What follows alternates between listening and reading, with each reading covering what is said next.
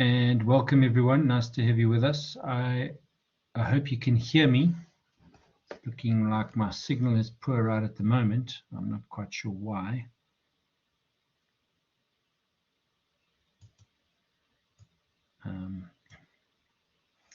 Can I just get if you can hear and see my screen all right? Can you just in the text box say, yeah, all is fine? Just want to make sure I'm being seen and heard all right. What I am going to do is switch my camera off because I'm sharing my screen.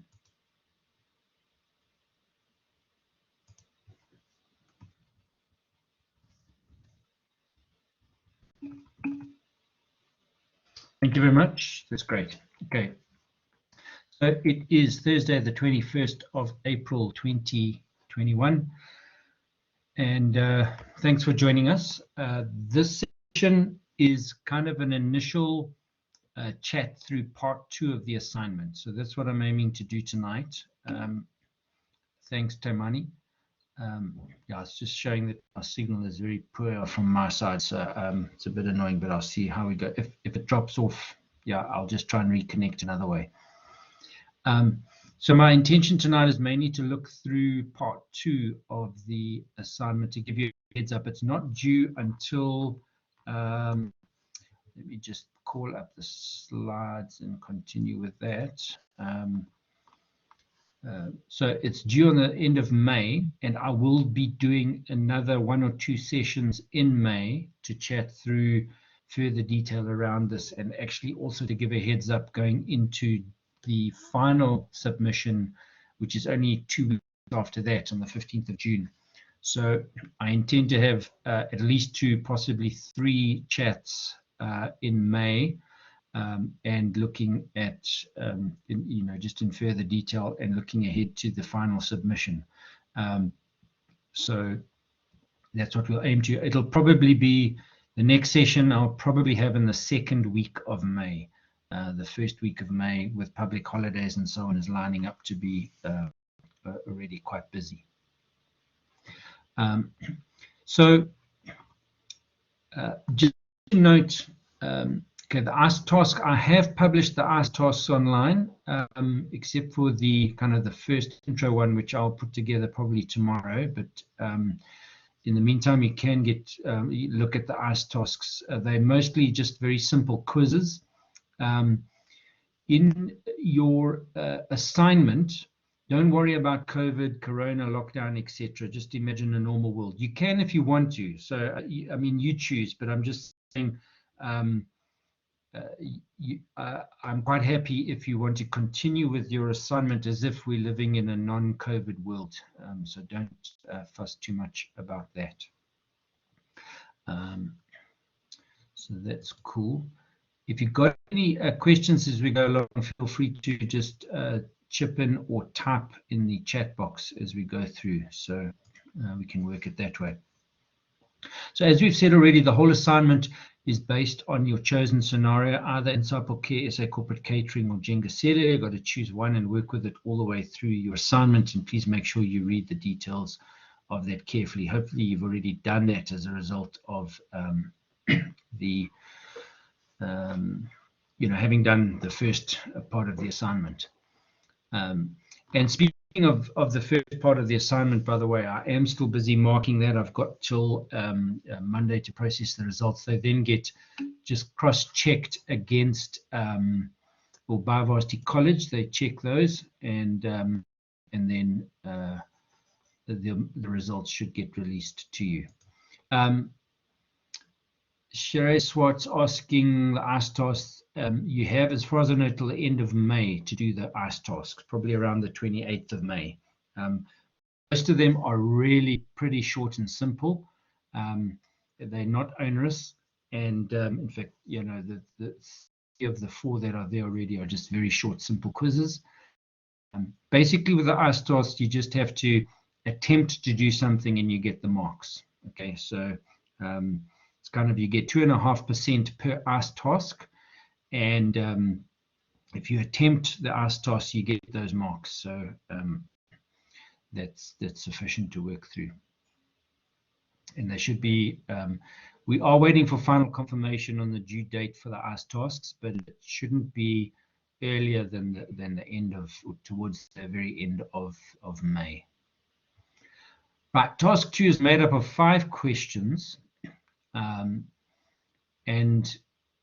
these questions are made up as follows. There's the scope statement for 10 marks, the project charter for 30 marks, the work breakdown structure for 30 marks, the procurement and budget for 20, and the project software and screen grabs for 10 marks.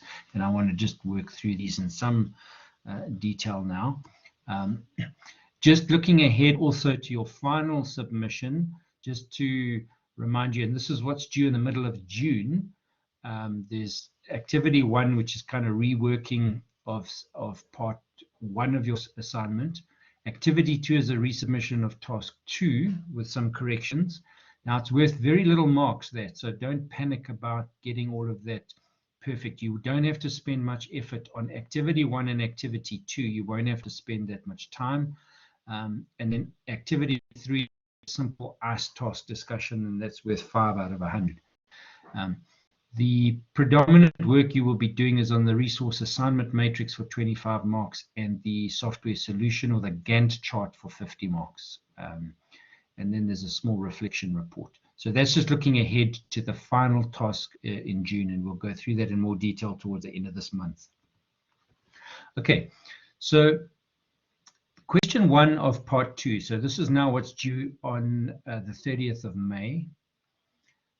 This says not less than 10 lines and not more than 15 lines, right? The scope statement of the project. So they're saying keep it fairly short and simple.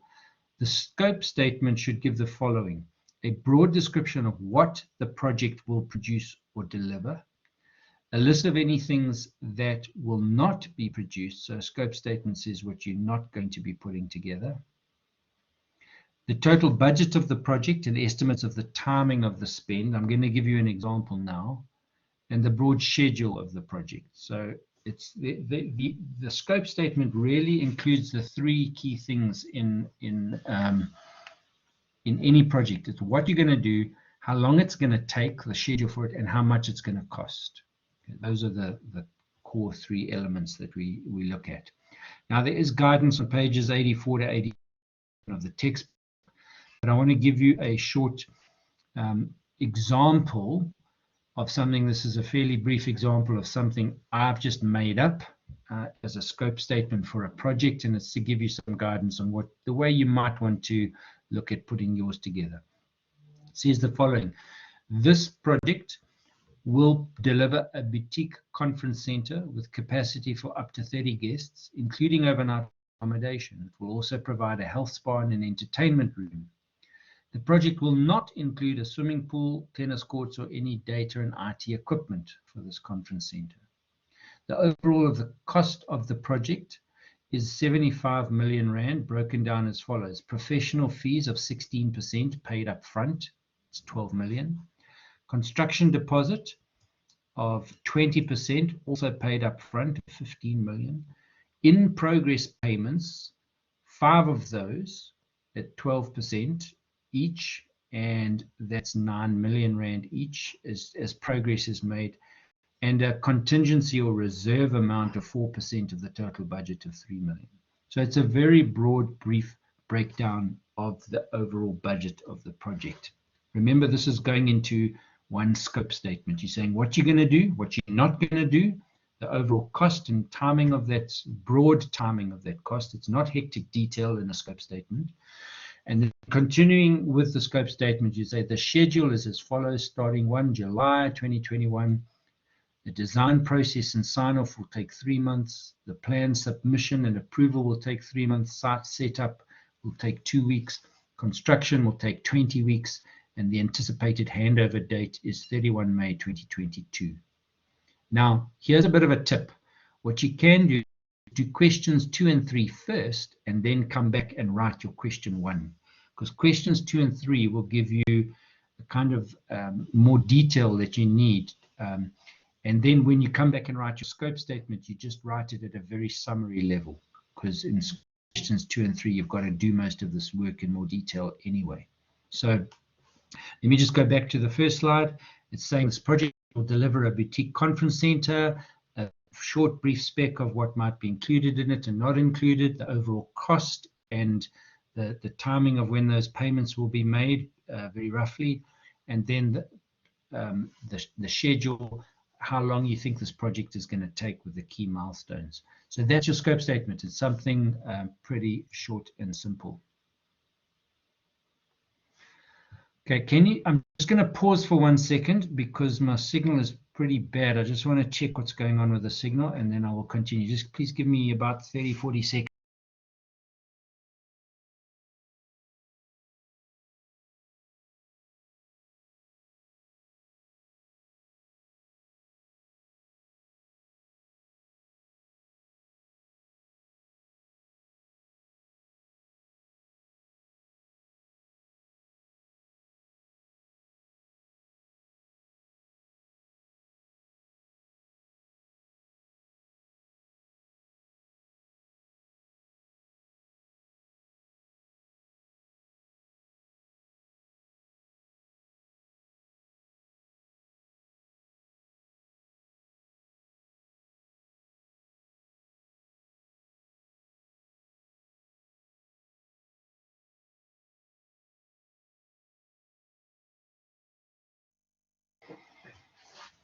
Sorry, I'm just trying to troubleshoot while my signal is very bad here, and I'm in the same place as I've often been in the past without a problem. So I'm really not sure why things are giving hassles, but let's continue.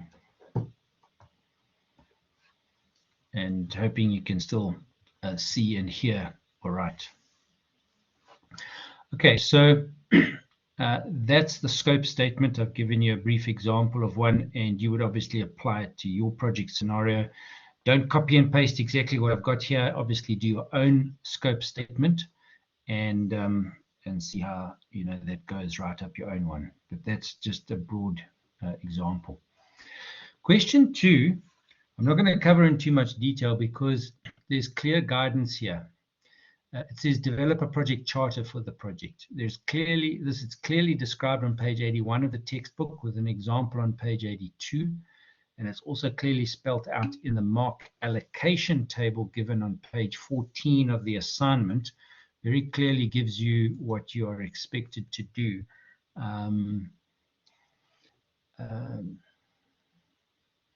With regards to load shedding, sorry, should I start? I was just asking. I'm hoping to be done by, or even a bit before. Okay, so I'm not going to go until like 8:30, 9 o'clock tonight. When I set the meeting times to 9 o'clock, I'm just allowing a long cutoff time in case there are lots of questions and so on. But I'm hoping to be done in the next half an hour or so, if that's all right. It is also recording, and I will make the recording available on YouTube in the next day or two. So, yeah, the project charter, there's very clear guidance on that. The example that's given on page 82 of the textbook is a very short and simple one, but just look through that and see what you need from that. So it's the project charter is fairly straightforward, and you must actually write a project charter. You mustn't just talk the theory of project charters. You must write the charter for your project. Okay. Then question 3, and this is also for 30 marks, and this is worth a lot. And let me just say this up front. This question, if you do it right, it sets the foundation and makes it easier for the rest of your project, because here is where most of your project planning takes place, is unpacking the detail here. So it says create a work breakdown structure for the project. It's clearly described on pages 87 to 91 of the textbook. It's also very clearly spelled out on the mark allocation table given on page 15 of the assignment. Now, what you need to show is the deliverables under each deliverable, specific activities broken down into smaller tasks, and the work breakdown structure should cover the full scope or all of the work you have to do in this project. Make sure all boxes are numbered, the format and layout is right in terms of what's given as guidance in the textbook, and Now, the preferred method of doing a work breakdown structure, the preferred structure for this is similar to what I would call an organogram, or almost like a family tree. It's this structure that I'm showing on the screen. I'm going to show one other example, but you've got, at least 4 levels in your work breakdown structure. The way it's numbered, I think in the assignment, is they talk about level 0 is basically your title of the project, which comes right at the top, as you can see here. Level 1 is your high level deliverables or requirements. That's the second row of boxes here, the 3 big boxes at the top. Level 2 is what follows beneath those, and it's breaking each of those deliverables down into sub-deliverables or specific tasks. And then under each task, there will be measurable activities that have to take place. Okay, now here it's nice and symmetrical. There's 3 activities per sub-deliverable. There's 3 sub-deliverables per deliverable. Now, in real life, that wouldn't be the case. Your work breakdown structure is obviously structured according to what has to be done. But this is just to show you in principle what a work breakdown structure would look like. And what you are doing is you're breaking the work down into smaller and smaller chunks so that you are comfortable that you've thought of everything you have to do in your project and you've accounted for all of the activities. If you do your WBS properly, it lays the foundation for being able to do everything else in your project, which is planning for how long each activity is going to take, what resources and equipment you need to put into each activity, therefore what each activity is going to cost, and from there you can build up your total project budget. You can also assign resources to that, as I've said, but you can analyze the risk for each of those little pieces of work, etc., etc. So the work breakdown structure is, in my view, the heart of project management planning. If you don't do this properly, your project's not going to be run properly because you might end up realizing you've forgotten something. This happens time and again in real life. You rush the planning, you rush through doing the WBS, and you then go live with your project, you start working on your project, and then suddenly you realize, you know what, flip, we forgot this, we should have thought of that. Oh my dear, what happened to this, what happened to that? And because of that, you end up with nightmares down the line. Doing your WBS up front carefully and well is the foundation for good project planning. Sorry, my dog's arguing with something outside, if you can hear the barking in the background. Now, just to note with your WBS, it's not that difficult to do. It just takes a bit of time to do. If you can, for me, it's a bit like washing up. I don't like doing the washing, but washing up is not difficult to do. It just takes a bit of time and effort. It's you don't have to think hard about it. Now, doing a WBS, yeah, you have to think, but it's not that difficult to do. You just have to sit down and think, okay, for this part of the project, what is it we're going to have to do? And for that, what sub-activities are we going to have to do? We're going to have to sort this, sort that. Okay, so, and the example I like to use most commonly is planning a wedding. If you're planning your own wedding or the wedding of a close family member or friend, for most people, a wedding is a very significant and important day, and they don't want anything to go wrong or anything to be forgotten or left out. So what do? You sit down and you think very carefully and you plan very carefully through everything that has to happen on the day of the wedding and before the wedding, depending on what culture you're in. But certainly from my background and culture, wedding is typically sort of a one-day event, and you think through all of the things that have to happen through that. There's the transport from wherever people are to the church, and then the church to the reception, and who's going with whom. It's just the transport. Then you have to think about the decor, the flowers, and the color scheme, and the decoration of the church and the reception venue, and so it goes on. And then the catering, and then there's the music and entertainment. There's the speeches. There's the video and photographer. All of these different elements go into an event like a wedding, and it all has to be carefully planned and thought through. Now, if we put that much effort into doing a wedding, which is obviously a very significant and important event at a personal level, we should also be in our projects, although we might not be as personally attached to our projects, we should be thinking and forcing ourselves to say, and discipline to say, I need to think through this project carefully. And this happens in your work breakdown structure where you put everything together. Here's another example layout. You've got a project with a couple of phases. Under each phase, you've got deliverables. And under each deliverable, you've got specific work packages. So you would number them and then just look very carefully at the marking rubric and the way it's structured for that. Any questions around the WBS? I'm going to carry on, but if you've got any questions, just type them in the chat or unmute and talk. I'm quite happy with that. Then question 4 for 20 marks has to do with the budget and procurement.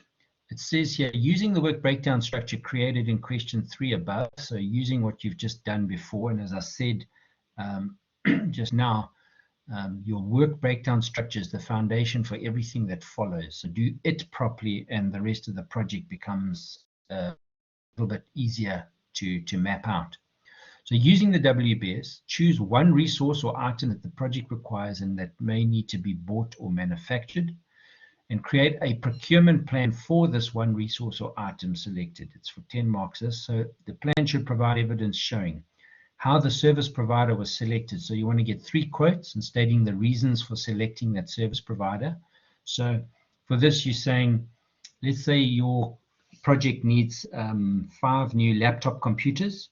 Then get quotes for 5 new laptop computers from 3 different service providers. They don't have to be real quotes, as in I'm not going to phone real suppliers that, I'm not going to look at your assignment and double check that these were real quotes. You can make up your own quotes provided the numbers are vaguely realistic, as in the values are vaguely realistic. So you get the 3 quotes and you say, out of those 3 quotes, I'm choosing quote number 3 because it's the cheapest or the best value, or it provides extra guarantees, whatever it might be. That's part A. Then part B is give a list and why of at least 2 documents that should be kept for record keeping purposes. So in your procurement, you're going to be keeping records like invoices for guarantee purposes or for following up payment purposes. What are a couple of documents that should be kept for record keeping purposes, and why are you keeping them? Now, there's guidance for this on pages 148 to 152. So if you can look through that. Again, I'll go through this again in a couple of weeks' time, in probably the 2nd week of May. Then the second part of question 4 is using this work breakdown structure again. Determine, this is 4.2, determine the budget of the project for 10 marks. Attached to your project, provide a list of examples of service providers, sellers, and or buyers. And this is kind of pages 141 to 144. Make sure you've included everything from your WBS. And as I've said earlier, just make sure your prices are very realistic. I won't be checking exact rates and prices, but they should be in the right ballpark.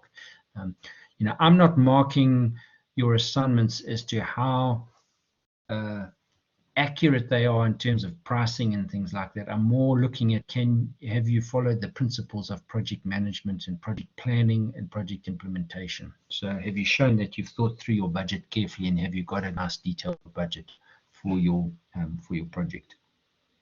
Okay.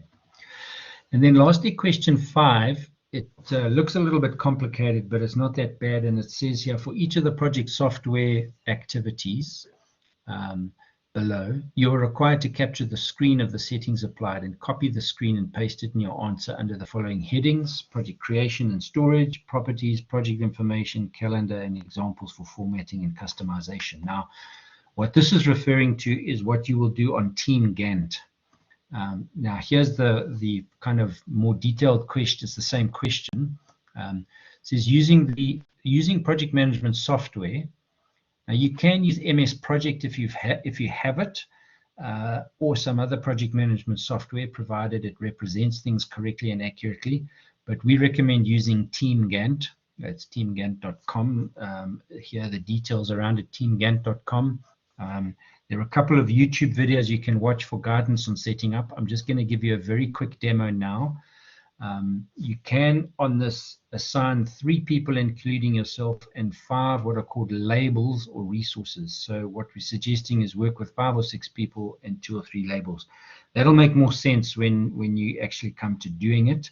But there are a couple of YouTube videos that give you basic lessons on how to do this. So coming back to this question, what you need to do is show screen grabs of you doing the following: creating the project and saving it. And this then gets done in more detail for your final submission. But what we want here is evidence that you've started setting up a Gantt chart. Okay, so screenshots of creating a project and saving it, updating the properties, giving some project information, so the scheduling from start to finish. You give a start date for the project, including the calendar, starting day, working times. Now, part C here and part D, there's quite a lot of overlap. So just, in Team Gantt, just set it up and show screen grabs, and I'll give you the marks for all of that. It's really a bit of an overlap. And then formatting, customizing the Gantt chart. So I want to actually now just give a short example on Team Gantt, and I'm hoping my connection will provide this. So I'm going to stop sharing my PowerPoint presentation because that's the last slide, just the YouTube videos. But I'm just going to give my own quick personal view of this. So I'm going to stop sharing that. If it will work. Now I'm off.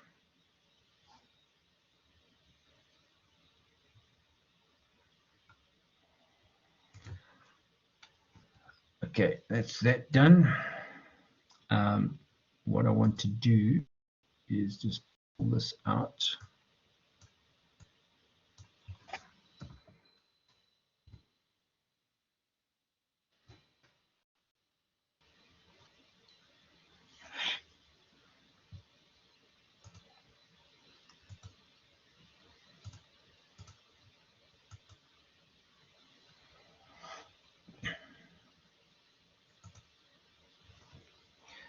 Now I am sharing my Team Gantt screen, and I'm just hoping this will work. Yeah, it should do.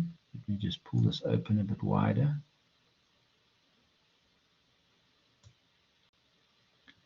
And just confirm you're seeing this all right. Yeah, you should be seeing this. Okay. So this is teamgantt.com, and I am just going to take us through a brief example. So Team Gantt, when you come to it, it's got this kind of home page. If you haven't logged into this already, it asks you to get a free account, and you can do one project at a time with their free account. You just have to register, give your name and email address. There's no credit card required. There's no kind of first month free, and then we start charging you.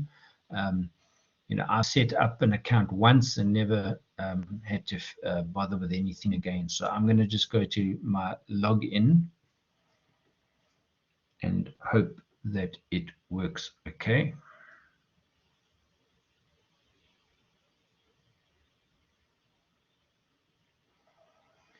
Now I've got a project that I've set up already. I'm just going to delete it because I want to start from scratch. So you should come up with a thing like this: create a new project. And so you click on create a new project once you've logged in. I'm going to call it house build EG. Start date I'm going to set for, let's make it the 9th of May. So here I'm just changing the start date of the project. You would set it to what your project start date should be. Then you can select a template, which I've never bothered with doing. I just go straight into the basic Gantt chart view and work with that. So that's all right. And then now the days in the week, this is where you would also do a screen grab. So you would do a screen grab of this, creating a new project. Then the days in the week is typically your working days are Monday, Tuesday, Wednesday, Thursday, Friday. I'm going to add Saturday just for the sake of the example. You click on it and it tells the software that Saturday for your project is a working day, and it therefore adjusts the duration of tasks based on a 6 working day week as opposed to a 5 working day week. You might, for example, work on a project where you are working Monday to Wednesday on a project, and you would select that. Sheree is asking, can we use our own start date and work out our end date? Yes, yeah, that's fine. I mean, the software would work it out, but it's you must just work within the context of the project scenario that you are dealing with. Tumi saying she can't see anything. Can anyone else see what I am showing? Because it's reflecting on my side that the screen is visible.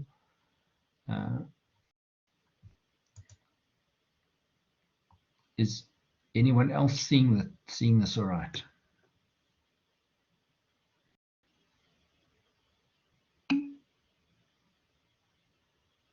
Okay, Tumi saying she'll come back to the recording. Hopefully that's, yeah, my network connection is really giving hassles. I'm sorry about this. It's very annoying.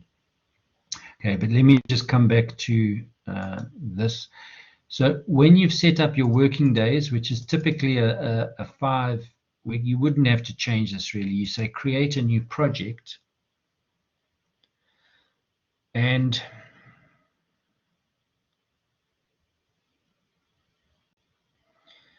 yeah, my connection is a bit tired. It comes up with a basic Gantt chart view. Now, a Gantt chart is where you've got your tasks listed down the left-hand side, and across the right-hand side, you've got a calendar view and bars showing when each thing is happening. So I'm just going to, for this house build, put in a few examples here. This would be planning phase.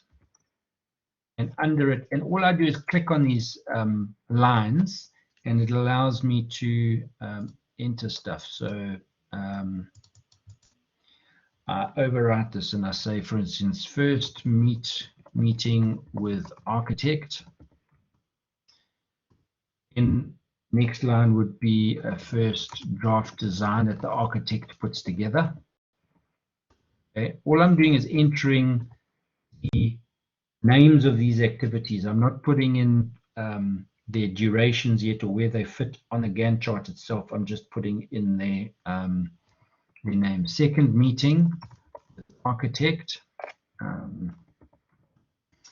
Then I would add second. You must just play around with this. Second draft design. Client approval. And then to council for planning permission. So you have to submit your plans to the municipality. And then I'm going to add lastly a milestone, and I add this milestone to say at the end of this set, I'm going to say the milestone represents that plans are approved and we can move forward with approved plans. Okay, so now I want to add a second group of tasks, and this would be the appointment of contractor. So it's the second phase of my project. Okay, contractor, and I would add a task here of advertise for a contractor. I'm just going to put in briefly these things: adjudicate bids from the different contractors, discuss bids with the quantity surveyor, the QS quantity surveyor, and then lastly, I want to just add a milestone to say signed contract with, obviously with the contractor. I'm just giving a very brief summary at this. Having put in all of these activities, I now come across, and all I do is I hover my mouse over these things. So this first meeting might just be a sort of a day long. Let's just make it on one day. Then the first draft design, let's say it's here, and I click and I drag it out and I say that might take a few days for the architect to come up with the first design. Let's give it a couple of weeks. Okay. Then the second meeting might happen here. Then the second draft design I would add here and put that. Then I'm going to have client approval. That might just be a short meeting. Then I'm going to go to council for approval, and let's be optimistic and say that's going to take 3 or 4 weeks. It would probably take 3 months these days. And then lastly, I have approved plans down here. And I would put in, now you see it's a diamond. It's a diamond because it's a milestone. Why is it not going in here? This is very weird.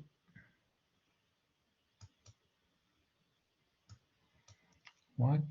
For some reason, it's not letting me.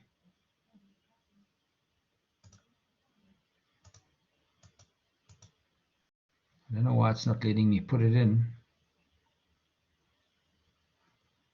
It worked yesterday when I was doing this. I'm just trying to click it in, but it's weird. It's not letting me. Let's just go with this stuff. Advertise bids, adjudicate the bids that have come in, discuss with QS as a meeting, and then I'd have a, it's funny, that one's working. It's letting me put in a milestone there. For some reason, this thing, I'm going to just bin this thing. And I'm going to add a milestone here and say approved. Let's see if this works. Yeah, now it's gone in. Okay, so I just, there's the thing. Now, what you have to then do is also show the links between activities. And here, you just simply click on the little dot. I'm simply hovering my mouse over these things. And when you hover your mouse over an activity, it's got dots either side. I click on the right-hand dot and I drag down, and it puts a line in there. It's quite faint. And I put that one down there. I click and drag to there. Now, if I was to move this activity here further back, you will see this line will probably change to red because it's saying this activity is starting before the previous one is finished. And therefore, the dependency doesn't work. If I move it out to there, that will be better. I click that to there. Let's see, let's try that again. And I click this to here. And then lastly, I would click this one to the milestone beneath. Okay. If I want to do this, I might, let's just move that over a bit so it's not a red line. And it moves everything else. Okay. Then for this one, I might, and by the way, not every activity is dependent on just the activity before. For instance, advertising for bids, I might actually bring that back a little bit, extend it, and say we could start advertising after the second design. Okay, we don't have to have the final approved things, but we could pull that in there. Then adjudicate the bids. And then we would discuss with the QS, and that's dependent on there, as well as, and I'm just hoping, I'm not sure if this will work, but it should also be dependent on this milestone here. Yeah, it's allowing two things. That's great. And then let me just move this over here. Now you can see I'm putting stuff in. Now then you can, this is actually setting up the Gantt chart, which you would do for your next submission, which comes in the middle of June. But you have to at least set up the basics. So you don't have to start doing all your activities for what you submit at the end of May. In other words, this submission that you have to do for your assignment doesn't have to be the full Gantt chart. You just have to show that you've started setting up a Gantt chart. But I'm giving you a brief overview of the Gantt chart now. And by the way, you can change the colors if you go to the summary task of this planning phase and you change the color, and I want to make that orange, then it changes everything underneath it. This one I want to make, say, nice bright purple. And you can edit a task. It calls up an editing window and allows you to change things on here too. Okay, so you might want to adjust things. Now it all works online. It saves it in the cloud automatically as you go along, so there's no file saving. And when you finish doing all of this and you've got it all set up nicely, and by the way, set up nicely means for your final submission in June, you've just got to, as I've said, I'll say it one last time, for this submission, you only have to show that you've started setting up a Gantt chart. You don't have to do the full Gantt chart. But when it comes time to printing it, you can say print export to PDF, and it comes up with a PDF menu. I can just, and you can change some of the settings here. There's a couple of other options here if you want to. Some people like that. And then you say view PDF, and it generates the PDF document for you. I'm hoping you can still see this. Is it showing this to you? Yes, it is. Good. So that's a PDF, and that's what you would add to your assignment submission. But for, and by the way, your assignment submission is your final one in June. For the one at the end of May, you just have to show that you've got started with this process and do the screenshots of you creating this file, and then you can work further with it. Okay, so that's a very brief overview of Team Gantt. Look at the videos as well. Might make it a little bit more clearer, but I hope you can at least get the idea. What I would suggest you do is start playing with this a little bit. Don't leave it till the night before you have to submit your assignment to start doing this. It doesn't take long to get a hold of, but just you know, give yourself half an hour at least to play with this before you start doing your final stuff. Good. Any questions on this part of the deal?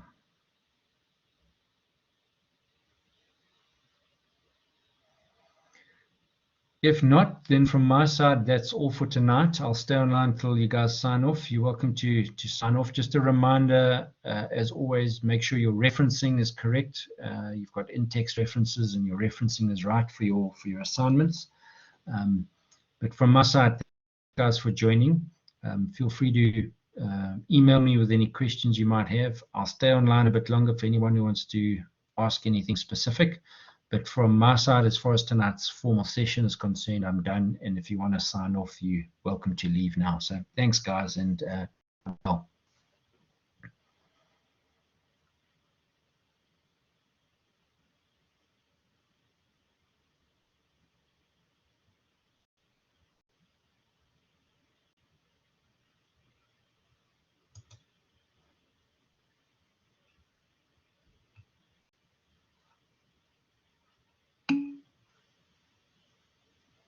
Cool. That's fine. Go well.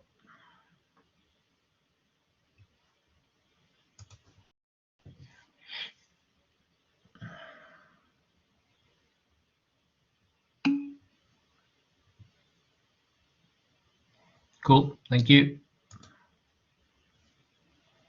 Cheers then.